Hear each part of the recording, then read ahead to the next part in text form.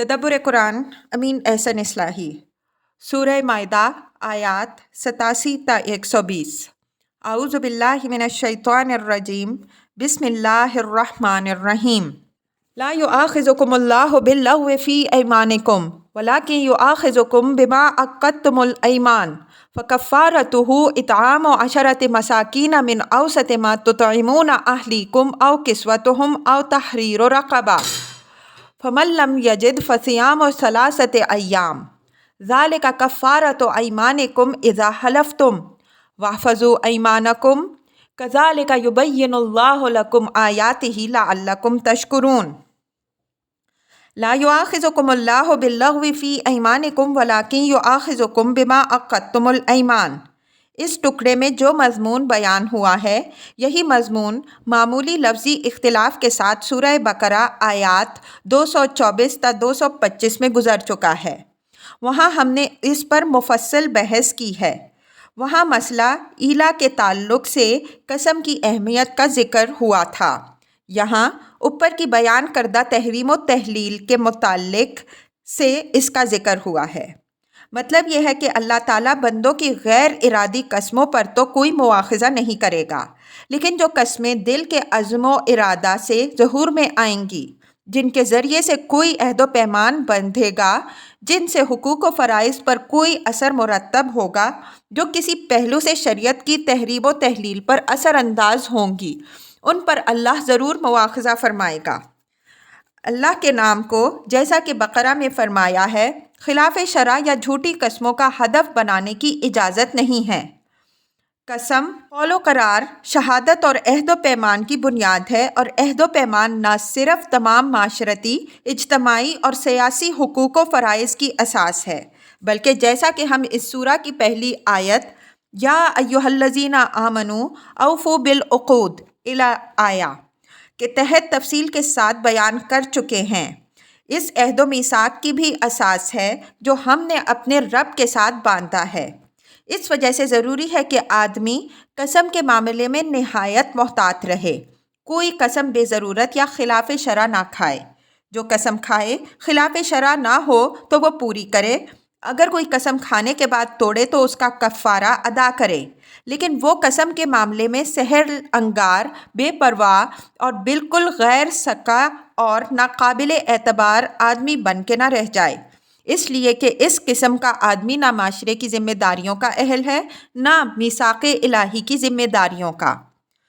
فکفارتہ اطعام 10 مساکین الی آیہ۔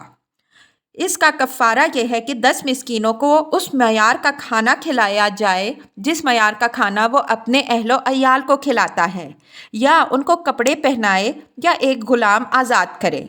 اگر اس کی مقدرت نہ ہو تو 3 دن کے روزے رکھے۔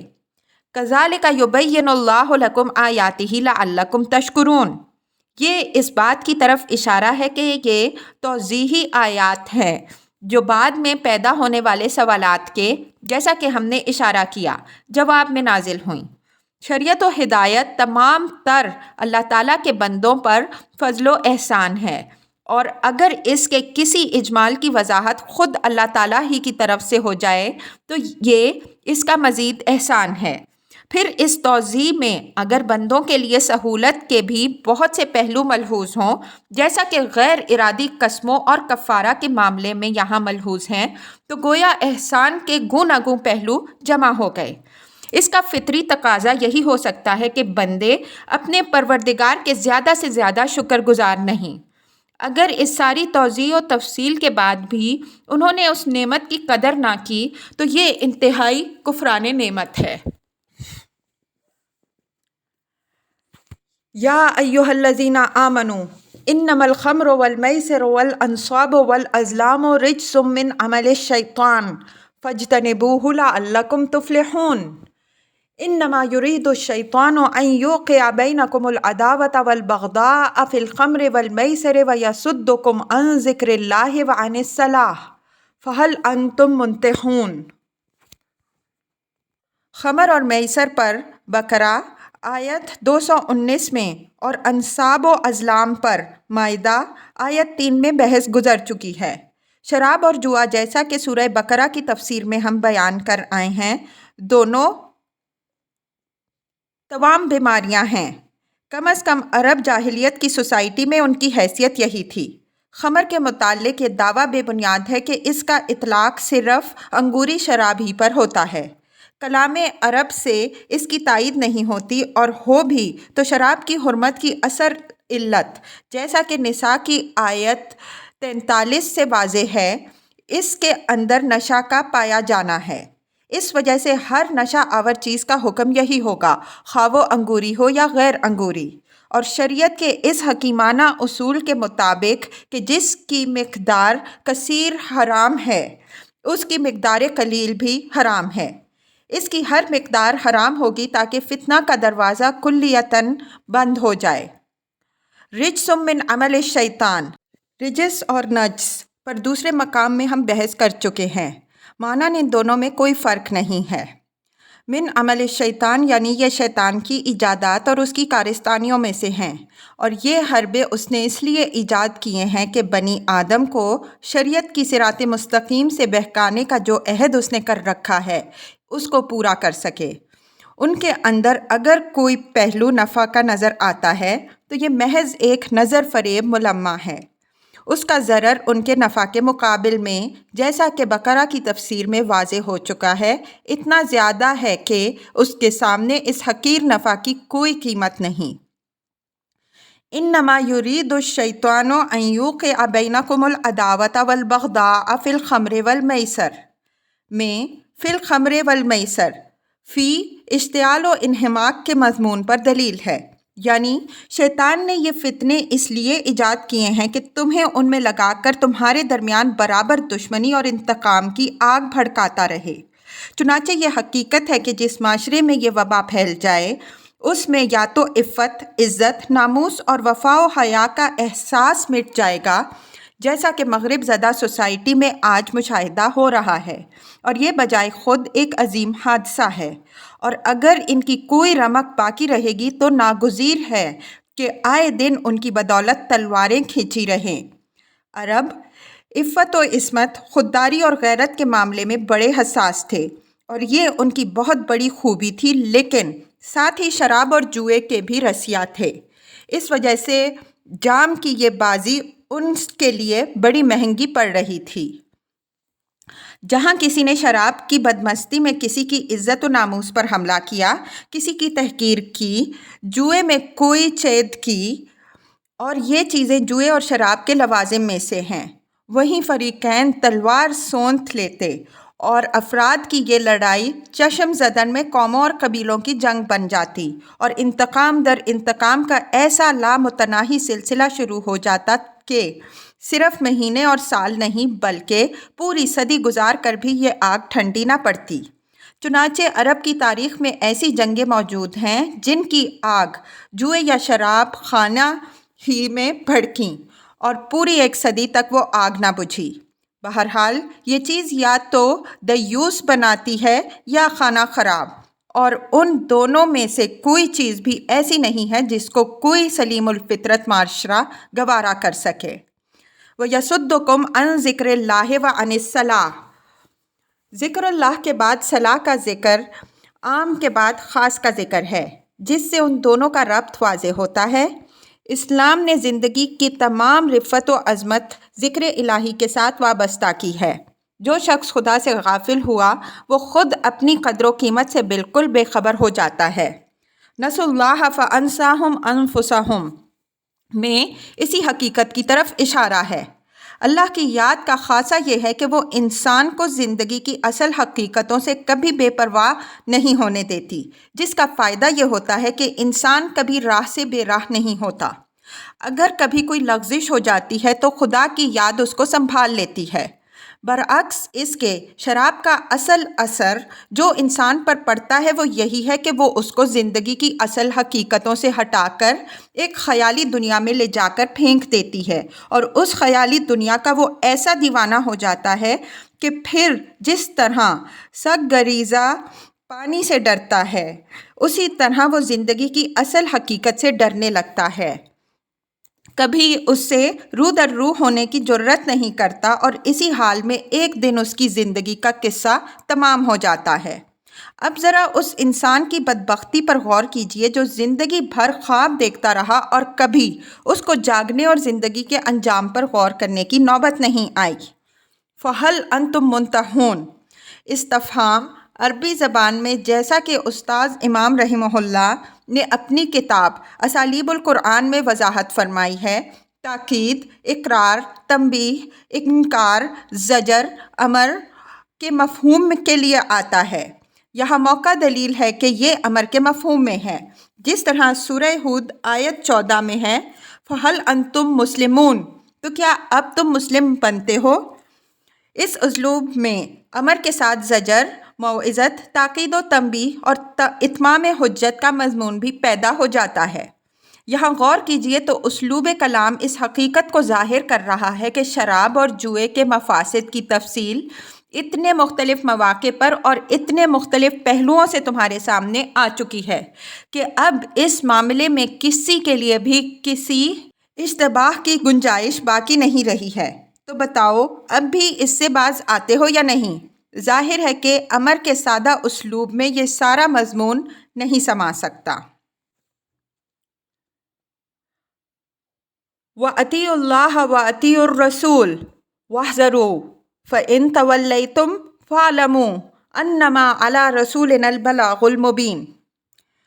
یہ اوپر والی تنبیہ کی مزید تاکید ہے کہ شیطان کے بچھائے ہوئے جال سے نکل کر اللہ اور اس کے رسول کی اطاعت میں داخل ہو جاؤ اور نافرمانی و سرکشی سے بچو۔ اگر اس توضیح و تنبیہ کے بعد بھی تم نے اعراض کیا تو ذمہ داری تمہاری ہوگی۔ رسول کی ذمہ داری تو صرف خدا کے امر و نہی سے واضح طور پر آگاہ کر دینا ہے، اور یہ فرض رسول نے ادا کر دیا، جس کے بعد تم پر اللہ کی طرف سے حجت پوری ہو چکی۔ اس اتمام حجت کے بعد اب جو بے راہ روی اختیار کریں وہ اس کے نتائج بھگتنے کے لیے تیار ہو کر کریں، اس لیے کہ اتمام حجت کے بعد اللہ تعالیٰ کی پکڑ بڑی سخت ہوتی ہے۔ لَيْسَ عَلَى الَّذِينَ آمَنُوا وَعَمِلُوا الصَّالِحَاتِ جُنَاحٌ فِيمَا طَعِمُوا إِذَا مَا اتَّقَوْا وَآمَنُوا وَعَمِلُوا الصَّالِحَاتِ ثُمَّ اتَّقَوْا وَآمَنُوا ثُمَّ اتَّقَوْا وَأَحْسَنُوا وَاللَّهُ يُحِبُّ الْمُحْسِنِينَ۔ اوپر فَهَلْ أَنْتُمْ مُنْتَهُونَ کے اسلوب میں جو زجر و توبیخ مضمر ہے، اس کی طرف ہم اشارہ کر چکے ہیں۔ اسلوب بیان کی اس شدت نے ان لوگوں کو متاثر کیا ہوگا جو شراب کے معاملے میں اس رخصت سے اب تک فائدہ اٹھاتے رہے تھے جو انہیں حاصل تھی۔ انہوں نے یہ محسوس کیا ہوگا کہ شراب کے باب میں بالکل پہلی ہی تنبیہ پر دوسرے بہت سے محتاط اور پیش بین صحابہ رضی اللہ عنہم اجمعین کی طرح انہوں نے بھی شراب سے یک قلم توبہ کر لی ہوتی تو خوب ہوتا۔ ممکن ہے کہ یہ تاخیر جو ان سے ہوئی آخرت میں ان کی کوتاہی میں محسوب ہو اور اس پر کوئی گرفت ہو جائے، خاص طور پر اس دوران میں جو لوگ وفات پا چکے ہوں گے ان کے باب میں محتاط لوگوں کے اندر تشویش پیدا ہوئی ہوگی کہ ان کے ساتھ کیا معاملہ ہوگا۔ آیت زیر بحث نے اس قسم کے سارے شبہات دور کر دیے کہ اللہ تعالیٰ کے ہاں پرسش کسی ایسی چیز کے کھانے پینے پر نہیں ہوگی جس کے بارے میں کسی صریح ممانعت کی خلاف ورزی کا ارتکاب نہیں ہوا ہے۔ شریعت الہی کا مطالبہ صرف یہ ہے کہ جس چیز کے باب میں جو حد متعین ہو گئی لوگ اس حد کا احترام کریں، پھر اگر اس حد میں کچھ اضافہ شریعت کی روح سے ہو جائے تو اس کو مضبوطی کے ساتھ اختیار کر لیں، اور اگر اس پر مزید اضافہ ہو جائے تو اس کو بھی اختیار کر لیں، اور پھر پوری خوبی، پوری احتیاط اور پورے اخلاص کے ساتھ اس کو نبھائیں۔ اس آیت سے ایک بات تو یہ معلوم ہوئی کہ شریعت الہی کا احکام کا نزول بتدریج ہوا ہے، اور یہ تدریج بندوں کی سہولت کے پہلو سے اللہ تعالیٰ نے پسند فرمائی۔ اس وجہ سے ان لوگوں پر وہ گرفت نہیں فرمائے گا جنہوں نے اس کی بخشی ہوئی سہولت سے فائدہ اٹھایا ہے، اگرچہ ان لوگوں کو سبقت الی الخیر کا درجہ ملے گا جنہوں نے کسی باب میں ہوا کا رخ پہچان کر اس کے پہلے ہی مرحلے میں احتیاط اور تقویٰ کا آخری قدم اٹھا لیا۔ مثلاً شراب کی حرمت کا حکم بتدریج نازل ہوا، لیکن دین کے معاملے میں جن کی حس زیادہ تیز تھی وہ پہلے ہی مرحلے میں اس سے تائب ہو گئے۔ یہ ان کے کمال درجہ فطرت اسلام پر ہونے کی دلیل ہے، لیکن اللہ تعالیٰ ان لوگوں پر بھی رحم فرمائے گا جنہیں اگرچہ یہ درجہ کمال تو حاصل نہ ہو سکا، لیکن انہوں نے کسی مرحلہ میں حدود الہی سے تجاوز نہیں کیا۔ دوسری بات آیت کے الفاظ سے نکلتی ہے کہ اس تدریج کے 3 مدارج ہیں۔ یہ بات ایک کلیہ کی حیثیت سے نہیں بلکہ عمومیت کے لحاظ سے ہے۔ بعض معاملات میں قطعی اور آخری حکم پہلی ہی مرتبہ میں آ گیا ہے، بعض میں دوسری میں، اور بعض میں حکم کی تکمیل تیسری بار میں ہوئی۔ مثلاً کھانے پینے کے سلسلے کی حرمتوں کا اجمالی ذکر سورہ انعام میں بھی ہوا ہے جو ایک مکی سورہ ہے۔ اس کے بعد اس کی تفصیل اس سورہ مائدہ کے آغاز میں آئی ہے، جس سے انعام کے بعض اجمالات کی وضاحت ہوئی ہے۔ پھر اس سلسلے میں کچھ مزید سوالات پیدا ہوئے جن کی تقریب سے بعض چیزوں کی حرمت جیسا کہ واضح ہوگا یہاں اس سورہ کے خاتمے میں بیان ہوئی ہے، اور یہ سورہ جیسا کہ ہم واضح کر چکے ہیں احکام شریعت کے باب میں آخری سورہ ہے۔ اس وجہ سے گویا اس تیسرے مرحلے میں کھانے پینے سے متعلق احکام کی تکمیل ہو گئی۔ یہ آیت یہ واضح کر رہی ہے کہ جو لوگ ان تینوں مرحلوں میں اللہ کے نازل شدہ احکام و حدود کی پیروی کرتے آئے ہیں، ان سے ان چیزوں کے کھانے پر کوئی گرفت نہیں ہوگی جو انہوں نے اس وقت کھائی ہیں جب ان کی صریح حرمت نازل نہیں ہوئی تھی۔ تیسری بات یہ سامنے آتی ہے کہ آیت میں 3 بار تقویٰ کا ذکر ہوا ہے۔ پہلی بار تقویٰ کے ساتھ ایمان و عمل صالح کا ذکر ہے، دوسری بار ایمان کا ذکر ہے، تیسری بار احسان کا ذکر ہے۔ تقویٰ کا مفہوم ہم دوسرے مقام میں واضح کر چکے ہیں کہ اصلاً یہ لفظ حدود الہی کی نگہداشت کے لیے آتا ہے۔ یہاں 3 بار اس کا حوالہ احکام کے ان تدریجی مراتب کے لحاظ سے ہوا ہے جن کی طرف ہم نے اوپر اشارہ کیا ہے۔ رہا تقویٰ کے ساتھ ایمان و عمل صالح کا حوالہ، تو وہ اس حقیقت کو ظاہر کر رہا ہے کہ اللہ تعالیٰ کے ہاں معتبر صرف کسی چیز سے بچنا نہیں بلکہ وہ بچنا معتبر ہے جو ایمان و عمل صالح کے ساتھ ہو۔ اس قید کی ضرورت اس وجہ سے تھی کہ بہت سی چیزوں سے بچنے کے معاملے میں، بالخصوص کھانے پینے کی چیزوں کے معاملے میں بہت سے لوگ بڑے محتاط ہوئے، حالانکہ ایمان و عمل صالح سے ان کو کوئی تعلق نہیں ہوتا۔ جوگیوں، راہبوں سے قطع نظر جو لوگ اعمال سفلیہ کے دلدادہ ہوتے ہیں وہ بھی اپنے اوپر بہت سی پابندیاں عائد کرتے ہیں اور بڑی سختی کے ساتھ ان کی نگہداشت کرتے ہیں۔ ظاہر ہے کہ اس چیز کا دین میں کوئی اعتبار نہیں، اعتبار صرف اس احتیاط کا ہے جو ایمان و عمل صالح کے ساتھ ہو۔ آخر میں تقویٰ کے ساتھ احسان کی جو شرط ہے وہ اس حقیقت کو ظاہر کرتی ہے کہ دین میں جو تقویٰ مطلوب و مقبول ہے وہ صرف ظاہر داری اور رسوم کی خانہ پوری نہیں بلکہ اس کے لیے آخری شرط احسان ہے۔ احسان کا مدعا یہ ہے کہ آدمی اللہ کے حدود کی خلاف ورزی سے اس طرح بچے جس طرح اس سے بچنے کا حق ہے۔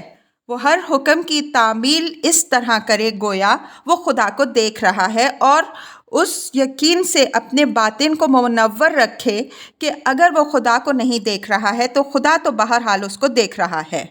یہی احسان تقویٰ کی اصل روح اور حدود الہی کا اصل پاسبان ہے۔ اگر یہ نہ ہو تو انسان تقویٰ اور پرہیزگاری کی نمائش کرتے ہوئے حدود الہی کے توڑنے کے لیے 1000 چور دروازے پیدا کر سکتا ہے۔ آخر یہود نے دینداری کے مظاہرے کے ساتھ خدا کی حرام ٹھہرائی ہوئی چیزوں کو جائز کرنے کی کتنی راہیں کھول لیں۔ سبت کے لیے جو حیلہ شرعی انہوں نے ایجاد کیا اس کی طرف یہاں بھی آگے اشارہ آ رہا ہے۔ یہی صورت اس امت میں بھی پیش آئی، یہاں تک کہ کتاب حیل ہماری فقہ کا ایک جز بن گئی۔ ایسے دین باز مدعیان تقویٰ کی خدا کے ہاں کوئی قدر و قیمت نہیں ہے۔ اللہ تعالیٰ ان لوگوں کو دوست رکھتا ہے جو احسان کی صفت سے متصف ہوں۔ واللہ یحب المحسنین میں اسی حقیقت کی طرف اشارہ ہے۔ یا ایھا الذین آمنوا لَيَبْلُوَنَّكُمُ اللَّهُ بِشَيْءٍ مِّنَ الصَّیدِ تَنَالُهُ أَیْدِیکُمْ وَرِمَاحُکُمْ لِیَعْلَمَ اللَّهُ مَن یَخَافُهُ بِالْغَیْبِ فَمَنِ اعْتَدَىٰ بَعْدَ ذَلِکَ فلہ عذاب علیم۔ یا ایہا الذین آمنوا لا تقتلوا الصید وانتم حرم ومن قتلہ منکم متعمدا فجزاء مثل ما قتل من النعم یحکم بہ ذوی عدل منکم ہدیا بالغ الکعبۃ او کفارۃ طعام مساکین او عدل ذلک صیاما لیذوق وبال امرہ عفی اللہ عما سلف ومن عاد فینتقم اللہ منہ واللہ عزیز ذو انتقام۔ احل لکم صید البحر وطعامہ متاعا لکم وللسیارہ وحرم علیکم صید البر ما دمتم حرما واتقوا اللہ الذی الیہ تحشرون۔ سورہ کے شروع آیت 1 میں حالت احرام میں شکار کی جو ممانعت وارد ہوئی ہے اس سے متعلق بعض تفصیلات اور بعض سوالوں کے جواب جو بعد میں نازل ہوئے وہ یہاں بیان ہو رہی ہیں۔ لَيَبْلُوَنَّكُمُ اللَّهُ بِشَيْءٍ مِّنَ الصَّيْدِ تَنَالُهُ أَيْدِيكُمْ وَرِمَاحُكُمْ۔ یہ اس آزمائش سے آگاہ فرمایا جا رہا ہے جو حالت احرام میں دفعتاً شکار نظر آ جانے کی وجہ سے پیش آ سکتی ہے۔ چونکہ یہ ممانعت اصلاً کی ہی اس لیے گئی ہے کہ لوگوں کے ایمان و تقویٰ کو جانچا جائے، اس لیے پہلے سے خبردار کر دیا گیا کہ ایسے مواقع پیش آئیں گے کہ تم احرام باندھے ہوئے ہوگے اور تمہیں نظر آئے گا کہ ہرنوں یا نیل گائے کی پوری ڈار کی ڈار ہے جو بالکل تمہارے نیزوں کی زد میں ہے۔ مطلب یہ ہے کہ آزمائش کے ان مواقع پر اپنے عزم و ایمان کی حفاظت کرنا، اس طرح پھسل نہ جانا جس طرح بنی اسرائیل سبت کے معاملے میں پھسل گئے۔ اس تنبیہ کی اہمیت اچھی طرح سمجھنے کے لیے چند باتیں ذہن میں مستحضر کر لیجئے۔ ایک تو یہ کہ شکار بجائے خود بڑی رغبت کی چیز ہے، بالخصوص اہل عرب کے لیے جن کی تفریح اور معاش دونوں چیزوں کا انحصار بڑی حد تک اس زمانے میں شکار پر ہی تھا۔ دوسری یہ کہ جب کسی مرغوب چیز پر کوئی پابندی عائد ہو جائے تو اس کی رغبت اور زیادہ قوی ہو جاتی ہے۔ عربی میں مثل ہے انسانو حریص ما منع، انسان جس چیز سے روک دیا جائے اس کا بڑا حریص ہو جایا کرتا ہے۔ اس حرص کا نفسیاتی اثر یہ بھی ہوتا ہے کہ جس طرح ساون کے اندھے کو ہر جگہ ہرا ہرا نظر آتا ہے، اسی طرح اس کو بھی ہر جگہ وہی چیز نظر آتی ہے جس سے وہ اپنے کو محروم پاتا ہے۔ تیسری یہ کہ گناہی جب اصلاً امتحان کے لیے ہوئی ہے تو بعید نہیں کہ اللہ تعالیٰ ایسے مواقع پیدا فرمائے کہ اس امتحان کا مقصد پورا ہو۔ یہ بات یہاں یاد رکھنے کی ہے کہ اس امت کے لیے یہ امتحان بنی اسرائیل کے اس امتحان سے مشابہ ہے جو ان کو سبت کے معاملے میں پیش آیا۔ قرآن میں اس کا ذکر اس طرح ہوا ہے، اِذْ یعدون فی السبت اذ تأتیہم حیتانہم یوم سبتہم شرعا ویوم لا یسبتون لا تأتیہم کذالک نبلوہم بما کانوا یفسقون۔ ترجمہ: یاد کرو جب کہ وہ سبت کے معاملے میں حدود الہی کی خلاف ورزی کرتے تھے، جب کہ ان کی مچھلیاں ان کے سبت کے دن منہ اٹھائے ہوئے نمودار ہوتی تھیں، اور جب سبت کا دن نہ ہوتا تو مچھلیاں نمودار نہ ہوتیں۔ اس طرح ہم ان کو آزمائش میں ڈالتے تھے بوجہ اس کے کہ وہ ہماری نافرمانی کرتے تھے۔ ان دونوں مقامات پر غور کیجئے تو دونوں کی مماثلت بالکل واضح ہو جائے گی۔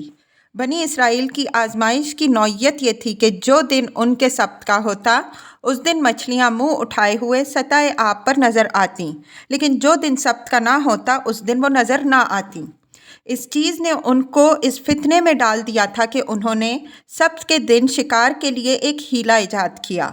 اسی طرح اس امت کے امتحان کے بارے میں فرمایا ہے کہ حالت احرام میں بسا اوقات تمہیں ایسا نظر آئے گا کہ شکار بالکل تمہارے ہاتھوں اور تمہارے بھالوں کے نیچے ہے، مبادا یہ چیز تمہیں اسی طرح کے کسی فتنے میں مبتلا کر دے جس طرح کے فتنے میں بنی اسرائیل مبتلا ہو گئے۔ یہاں بشیء کے لفظ بالخصوص اس کی تنکیر سے یہ اشارہ بھی نکلتا ہے کہ ہر چند یہ آزمائش پیش تو آئے گی لیکن یہ بہت سخت نہیں بلکہ ہلکی ہوگی۔ یہ چیز اس آخری شریعت کے مزاج کو ظاہر کرتی ہے کہ اس کے ہر پہلو میں انسانی فطرت کی پوری رعایت ملحوظ ہے۔ لِيَعْلَمَ اللَّهُ مَن يَخَافُهُ بِالْغَیْبِ، یہ اس آزمائش کا مقصد بیان ہوا ہے۔ علم یعلم کے معنی ہم دوسری جگہ بیان کر چکے ہیں کہ ممیز کرنے کے بھی آتے ہیں۔ مطلب یہ ہوا کہ یہ امتحان اللہ تعالیٰ نے اس لیے رکھا ہے کہ وہ لوگوں کو ممیز کرے جو غیب میں رہتے خدا سے ڈرتے ہیں۔ یہاں مقابل کا جملہ محذوف ہے، یعنی ان لوگوں سے ممیز کرے جو غیب میں رہتے خدا سے نہیں ڈرتے۔ ابتلائی احکام سے متعلق ہم یہ حقیقت اس سورہ کے آغاز میں واضح کر چکے ہیں کہ ان کا اصلی مقصود خدا کے ساتھ بندوں کی وفاداری کا امتحان ہوتا ہے۔ بظاہر وہ بندوں کے مسالے کے نقطۂ نظر سے ایک عام آدمی کو بے حکمت نظر آتے ہیں، لیکن حقیقت میں ایمان بالغیب اور خشیت بالغیب کے جانچنے کے لیے وہی اصلی کسوٹی ہے۔ فمن اعتدی بعد ذالک میں بعد ذالک کا زور اس تنبیہ و تذکیر پر ہے جو یہاں کی گئی ہے۔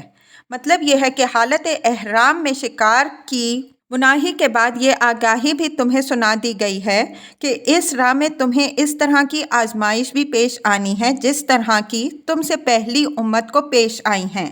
تو جس نے اس آگاہی کے بعد بھی حدود الہی کی خلاف ورزی کی اس کے لیے عذاب دردناک ہے۔ یا ایھا الذین آمنوا لا تقتلوا الصید وانتم حرم ومن قتلہ منکم متعمدا الی الآیہ۔ اب یہ اس سوال کا جواب دیا جا رہا ہے کہ کوئی شخص حالت احرام میں ہونے کے باوجود عمدن اس گناہ کا ارتکاب کر بیٹھے تو اس کا کیا حکم ہے؟ ارشاد ہوا کہ ایسا شخص کفارہ ادا کرے جس کی 3 صورتیں ہیں۔ ایک یہ کہ جس طرح کا جانور اس نے شکار کیا ہے اسی قبیل کا جانور گھریلو چوپایوں میں سے کفارہ کی قربانی کے لیے خانہ کعبہ بھیجے۔ اگر یہ متعذر ہو تو اس جانور کی قیمت کی نسبت سے مسکینوں کو کھانا کھلائے۔ اگر یہ اس کے لیے دشوار ہو تو آخری درجے میں اتنے روزے رکھتے جتنے مسکینوں کو کھانا کھلانا اس پر عائد ہوتا ہے۔ رہا اس امر کا فیصلہ کہ شکار کردہ جانور کا شل اور بدل پالتو چوپایوں میں سے کوئی چوپایا ہو سکتا ہے تو اس کا فیصلہ اور اس کے متعذر ہونے کی صورت میں اس کی قیمت یا مساکین یا روزوں کی تعداد کا فیصلہ تو یہ کام مسلمانوں میں سے 2 سکہ آدمی کریں گے تاکہ جرم کے مرتکب کے لیے اپنے نفس کی جانبداری کا کوئی امکان باقی نہ رہے۔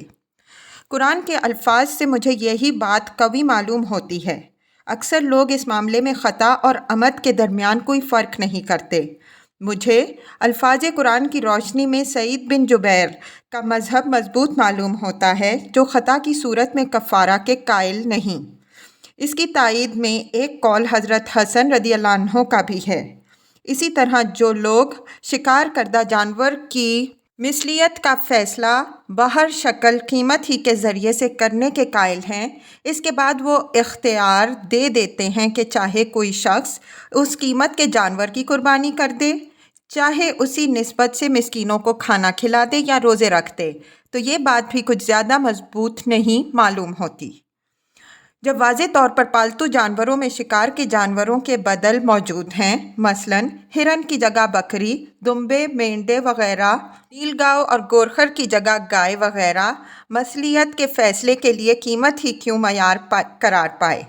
شکار کردہ جانور کا بدل موجود نہ ہو تب تو بلا شبہ قیمت ہی اس کا بدل ہو سکتی ہے، لیکن ہر حالت میں اسی کو معیار قرار دینا الفاظ قرآن کی خلاف ہے۔ یہ بات بھی کچھ زیادہ مضبوط نہیں معلوم ہوتی کہ کفارہ کی مذکورہ تینوں شکلوں میں کفارہ دینے والے کو یکساں اختیار ہے، چاہے روزے رکھ دے، چاہے مسکینوں کو کھانا کھلا دے، قربانی کر دے، بلکہ ان میں ترتیب معلوم ہوتی ہے۔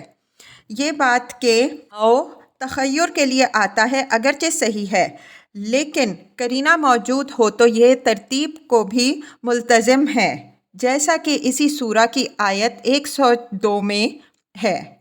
اس وجہ سے میں امام احمد رحمہ اللہ اور ظفر رحمہ اللہ کے مذہب کو قوی سمجھتا ہوں، جو یہاں ترتیب کے قائل ہیں۔ وَمَنْ عَادَ فَيَنْتَقِمَ اللَّهُ مِنْهُ، اسی طرح کی تنبیہ ہے جس طرح کی تنبیہ اوپر والی آیت میں فَمَنِ اعْتَدَىٰ بَعْدَ ذَلِكَ فَلَهُ عَذَابٌ أَلِيمٌ کے الفاظ میں وارد ہوئی ہے۔ یہ تنبیہ بہت سخت ہے اور اس سختی کی وجہ وہی ہے جس کی طرف ہم اوپر اشارہ کر آئے ہیں کہ یہ اسی طرح کا امتحان ہے جس طرح کا امتحان سبت کے معاملے میں بنی اسرائیل کا ہوا اور جس میں فیل ہونے پر ان کو نہایت عبرت انگیز سزا ملی۔ یہ کفارہ اللہ تعالیٰ نے اس کے ساتھ جو رکھا ہے تو یہ نافع اسی شکل میں ہے جب اس کے ساتھ مخلصانہ توبہ پائی جائے۔ اگر دل کا رجوع اس کے ساتھ شامل نہ ہو بلکہ آدمی یہ خیال کرے کہ نافرمانی کرتا رہے، گرفت ہوئی تو کفارہ دے لیں گے، تو ایسے لوگ خدا کی پکڑ سے نہیں بچ سکتے۔ احل لکم صید البحر وطعامہ متاعا لکم وللسیارہ وحرم علیکم صید البر ما دمتم حرما الی الآیہ۔ مذکورہ بالا نہیں سے جو شکار مستثنیٰ ہے یہ اس کا بیان ہے۔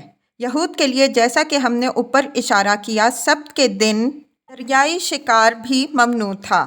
اس امت کے لیے حالت احرام میں خشکی کا شکار ممنوع ہوا لیکن دریائی شکار مباح رہا۔ ہو سکتا ہے کہ یہ فرق اس بنیاد پر ہو کہ اہل عرب کے لیے زیادہ کشش خشکی کے شکار میں تھی اور یہود کے لیے ان کے جائے وقوع کے لحاظ سے دریائی شکار میں۔ یہ ایک امتحان ہے اور امتحان میں اگر یہ پہلو ملحوظ ہو تو یہ اس کے مزاج سے مناسبت رکھنے والی بات ہے۔ صید کا لفظ جس طرح غیر محلِ صید میں مصدری معنی میں ہے، چنانچہ وہاں وَإِذَا حَلَلْتُمْ فَاصْطَادُوا کہہ کر اس کے مصدری معنی میں ہونے کو واضح بھی کر دیا ہے۔ اسی طرح ہمارے نزدیک یہاں بھی مصدری معنی میں ہے۔ مطلب یہ ہے کہ جہاں تک خشکی کا تعلق ہے اس کا شکار کرنا تو محرم کے لیے ممنوع ہے، لیکن کسی غیر محرم کا کیا ہوا شکار کھانا اگر کسی پہلو سے اس شکار میں اس کا کوئی دخل نہیں ہے اس کے لیے ممنوع نہیں ہے۔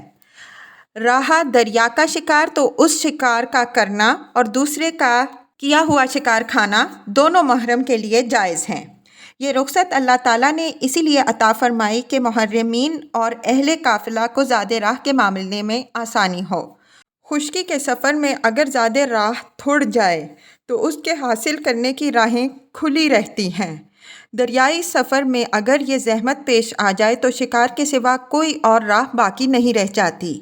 یہاں یہ بات بھی یاد رکھنے کی ہے کہ یہود کو جو شکار کی ممانعت تھی وہ تو صرف ہفتے میں ایک دن کے لیے تھی۔